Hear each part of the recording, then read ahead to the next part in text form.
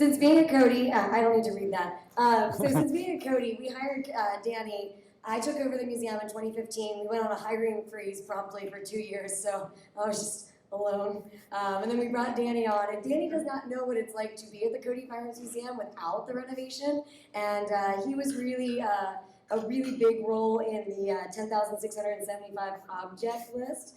That was basically his life for many, many years, and I'm very grateful to have him here because I don't know how we would have gotten this done if he hadn't come to work on the project. So Danny's going to talk about video games.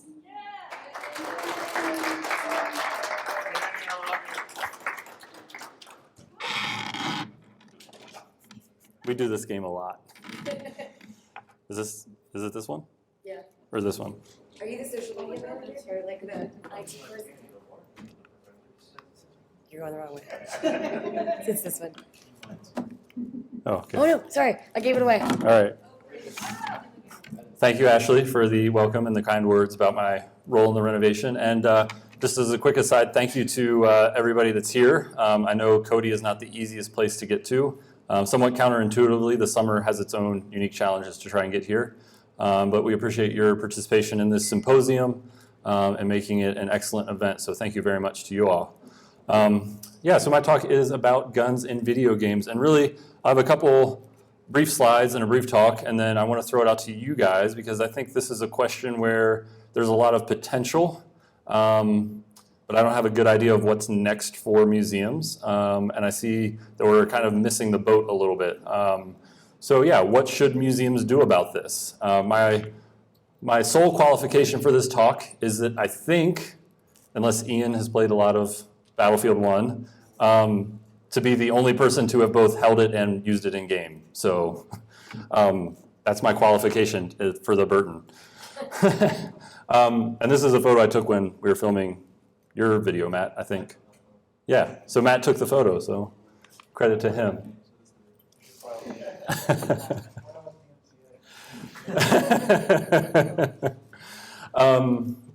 So this photo, as I was thinking about this topic, I was thinking, well, why is this a big deal? And so I went online and I was sort of perusing around. And for those of you that don't know, Battlefield 1 is sort of a AAA premier title in the video game world set in World War I, obviously featuring the firearms of World War I, published by some of the major video game companies that are out there. And we'll get into the numbers of that in just a minute.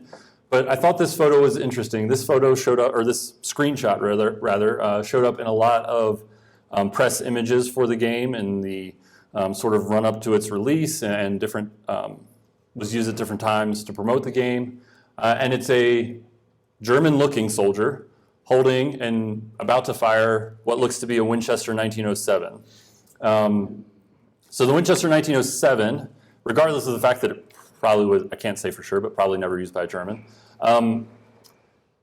It's a very niche firearm in World War I history. So for decades and decades, the debate is a Winchester 1907 an appropriate firearm for World War I history? Was it used in World War I? What extent was it used? Is a really esoteric part of firearms history.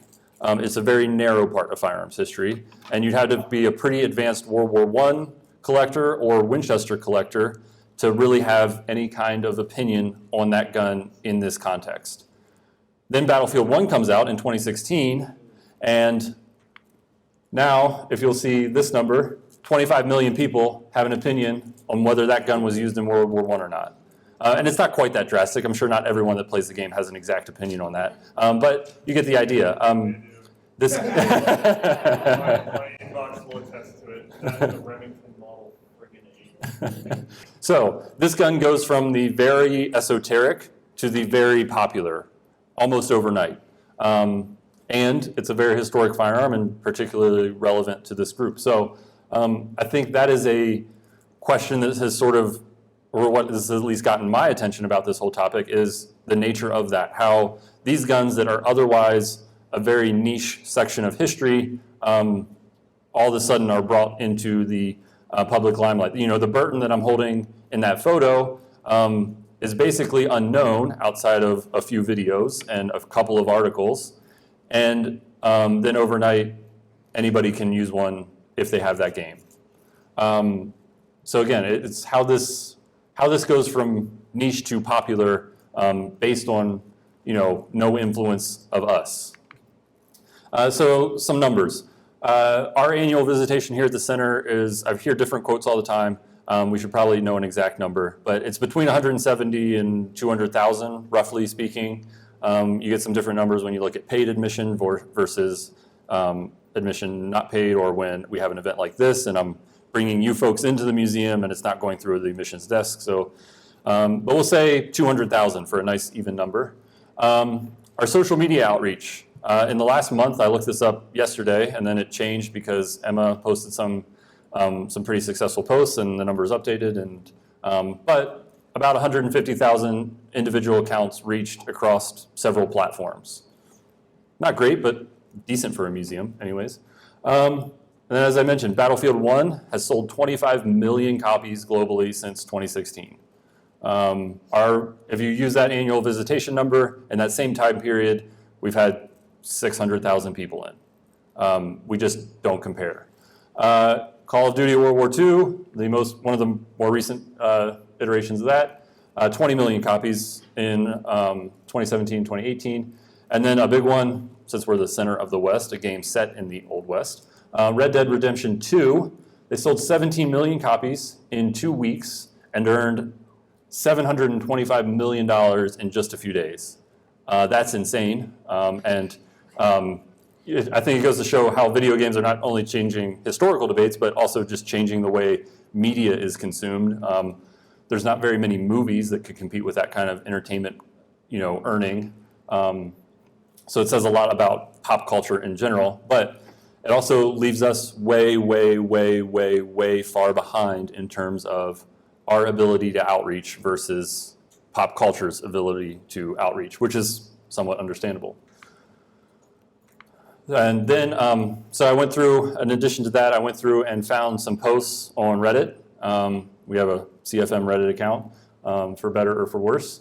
And this is in the gaming subreddit for Red Dead Redemption. You probably can't see it, but it has nearly 30,000 upvotes, which if you're familiar with how Reddit works is quite a few. And in the game, a Winchester is actually rebranded as is it Lancaster? It's one for one a Winchester. I don't know if they had difficulty getting Olin to let them use the name or what was the case there. So somebody gets the game, that guy inherited an actual Winchester from his granddad, and now it's relevant to this huge gaming community. Somebody picking up a card because it was again, related to Red Dead Redemption. Somebody with a picture of a historic, I think that one's actually a commemorative revolver. Then for Battlefield 1, somebody posts a picture they see in a museum. They see a gun in a museum, they post a picture, gets a lot of attention. Somebody finds a catalog. Again, that goes back to Red Dead Redemption. And then this is just in Battlefield 1. When I typed in the search bar museum, or the keyword for posts within that subreddit, pages and pages came up. So it's clearly having some relation. People are getting the fact that they can use stuff in a game, and then they can go out into the big wide world and find the real version of that, and interact with it in some way, whether it's collecting it outright, seeing it in a museum, maybe it's a family relic or heirloom. There is a pretty clear connection between the two, at least I would argue. So some of the takeaways from all this that I think will help, or I hope will help inform our discussion. Video games feature firearms. That's not news to anybody. I think the trend has been, especially among sort of museums and collectors groups, to be, this isn't accurate, that's inaccurate. That's not really the point, I think, anymore. Their reach is way too broad to fight that battle. And they're actually getting quite good at it. Battlefield, I think, is in particular quite good at animating the guns. Maybe not in the actual usage, they take an esoteric thing and whatever, but before that came out, there's not that many people that could tell you what reloading a Steyr M95 looks like.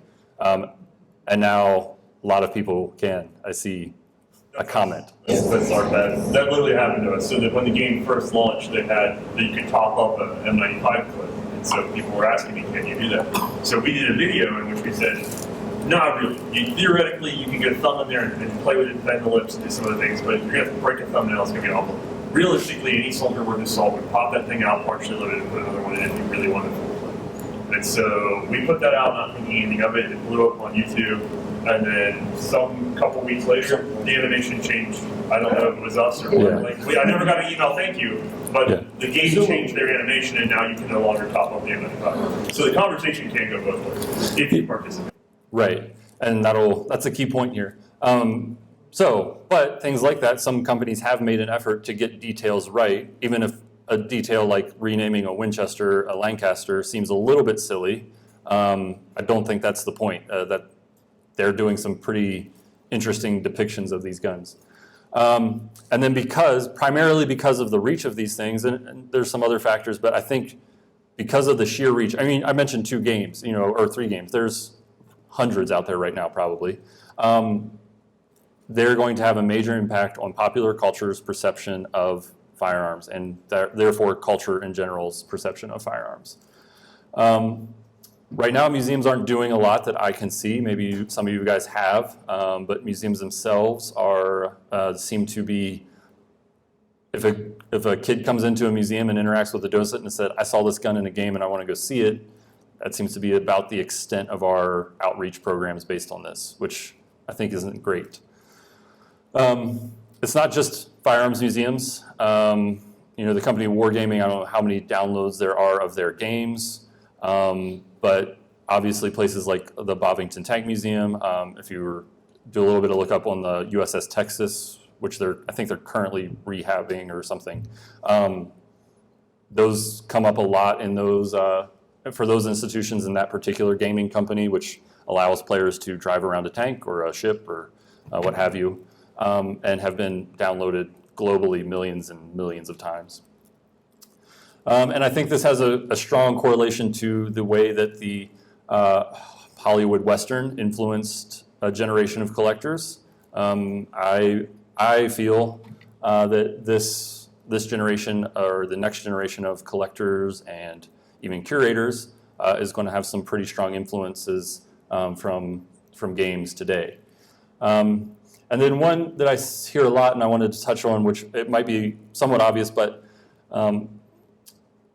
in museum circles, when this gets brought up, if it does, it seems, how can we bring gaming into the museum? And I think that's not the right path. I'm open to hearing that some counterpoints to that, but I just don't think we can ever compete at the same level. So if we try and put a game in our museum,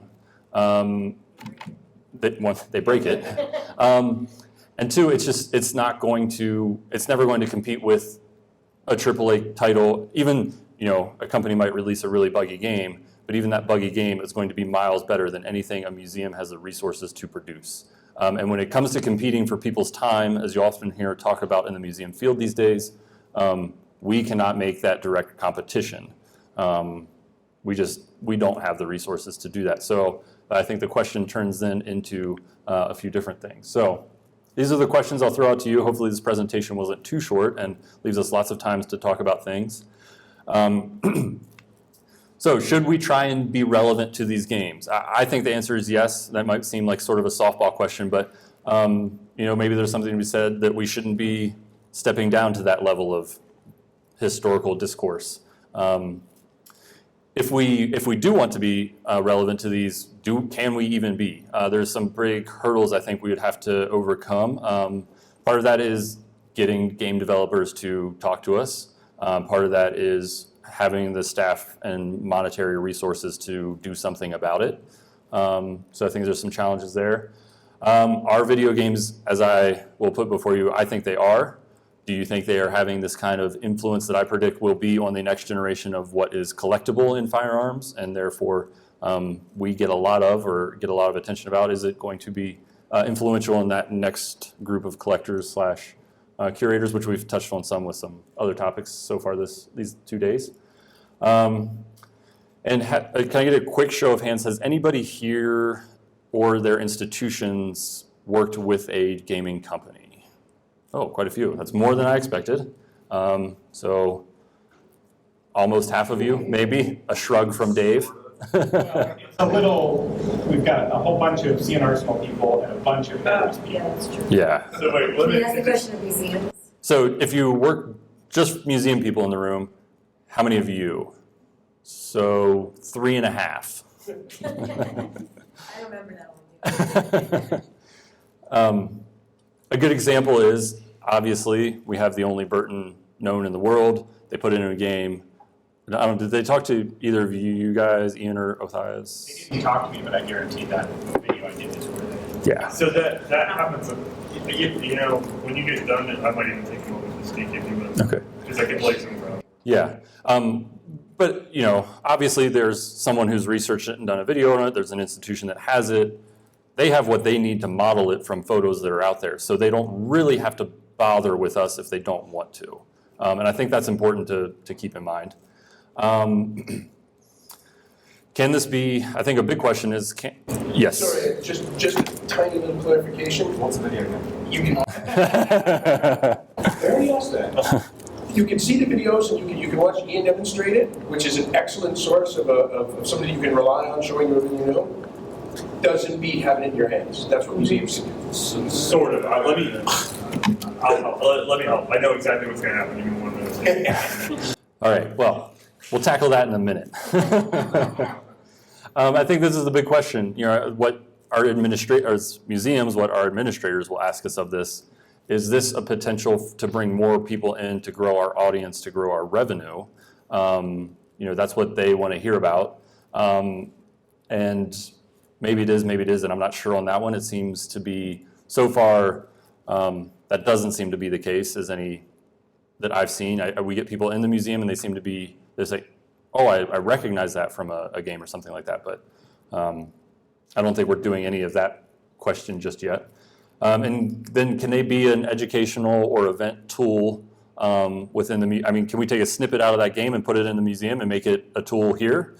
Can we do that for a special event where maybe we can have a little bit tighter control? Is that a resource we need to be exploring? So those are the questions. I'm sure there are many more I could put to the group, or maybe many more that some people here have, but as I sort of brainstormed about this, that's what I came up with.